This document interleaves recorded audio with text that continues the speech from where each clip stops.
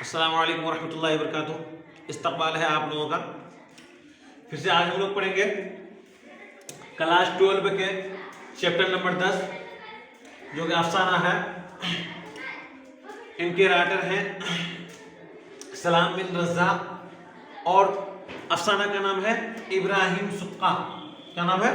ابراہیم سقا. اور مصنف ہیں سلام بن رضا. تو سلام بن رضا کے بارے میں پہلے انٹروڈکشن دے دیتے ہیں آپ لوگوں کو. سلام بن رضا کے بارے میں پھر دوسرے ویڈیوز میں ابراہیم سقا پڑھائیں گے, کہانی پڑھائیں گے, افسانہ پڑھائیں گے. تو چلیے آتے ہیں. پیدائش ان کی کب ہوئی تھی؟ تو سلام بن رضا کی پیدائش جو ہے 15 نومبر 1941 عیسوی کو مہاراشٹر کے پنویل گاؤں میں ہوئی تھی. ٹھیک ہے. انہوں نے ڈپلوما تک تعلیم حاصل کی تھی اور 15 برس تک ممبئی کے ایک اسکول میں معلم رہے. 15 برس تک ایک پرائیویٹ اسکول میں وہ ٹیچر رہے, استاد کے حیثیت سے رہے.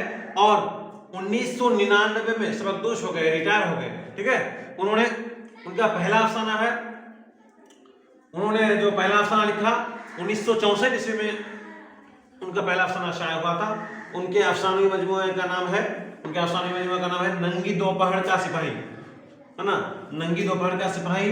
اس کے بعد ہے معبر, اور تیسرے کا نام ہے شکستہ بتوں کے درمیان وغیرہ. ٹھیک ہے. اور 2004 میں جو شکستہ بتوں کے درمیان جو کتاب لکھے تھے, انہی کی وجہ سے انہیں ساہتیہ اکیڈمی ایوارڈ سے انہیں نوازا بھی گیا تھا.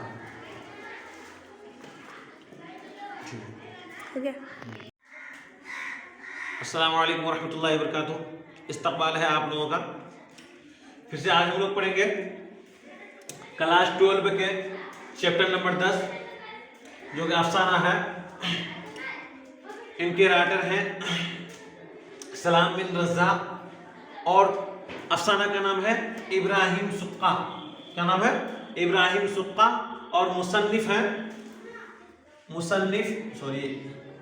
ہیں سلام بن رضا. تو سلام بن رضا کے بارے میں پہلے انٹروڈکشن دے دیتے ہیں آپ لوگوں کو. سلام بن رضا کے بارے میں پھر دوسرے ویڈیوز میں ابراہیم سقا پڑھائیں گے, کہانی پڑھائیں گے, افسانہ پڑھائیں گے. تو چلیے آتے ہیں. پیدائش ان کی کب ہوئی تھی؟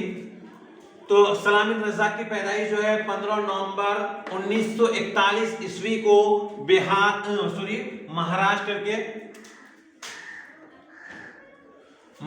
کے پنویل گاؤں میں ہوئی تھی. ٹھیک ہے. انہوں نے ڈپلوما تک تعلیم حاصل کی تھی اور 15 برس تک ممبئی کے ایک اسکول میں معلم رہے. 15 برس تک ایک پرائیویٹ اسکول میں وہ ٹیچر رہے, استاد کے حیثیت سے رہے. اور 1999 میں سبکدوش ہو گئے, ریٹائر ہو گئے. ٹھیک ہے. ان کا پہلا افسانہ ہے, انہوں نے جو پہلا افسانہ لکھا 1964 عیسوی میں ان کا پہلا افسانہ شائع ہوا تھا.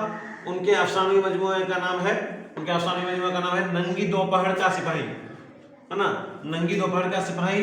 اس کے بعد ہے معبر, اور تیسرے کا نام ہے شکستہ بتوں کے درمیان وغیرہ. ٹھیک ہے. اور 2004 میں جو شکستہ بتوں کے درمیان جو کتاب لکھے تھے, انہی کی وجہ سے انہیں ساہتیہ اکیڈمی ایوارڈ سے انہیں نوازا بھی گیا تھا.